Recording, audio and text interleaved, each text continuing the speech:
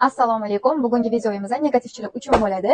Bu safar o'zimizga hamkasbimizning qo'llarida aynan mana shu skrapimizni test qilib ko'ramiz. Abdulaziz, qo'lingizni ko'rsating hozir kameraga. Mana qo'llarga hech narsa surilmagan. Mana endi skrapimizni qilib ko'ramiz. Ko'pchilik bizdan so'rayapti, erkaklar ham ishlatsa bo'ladimi, ovqat turadimi degan savollar ko'p bo'lyapti. Bemalol erkaklar ham, yigitlar ham ishlatsa bo'ladi. Buni yuzingizga, qo'lingizga qilganingizda butun o'lik terilarni, o'lik hujayralarni tashqariga chiqazib beradi. O'sha ko'ryaptimi? Mana xuddi anaqa kirga o'xshab ekan, mana chiqyapti qo'llarida. O'sha venalari ham ko'rinib ketyapti. Mana uxti juda ham zo'r bo'lindi.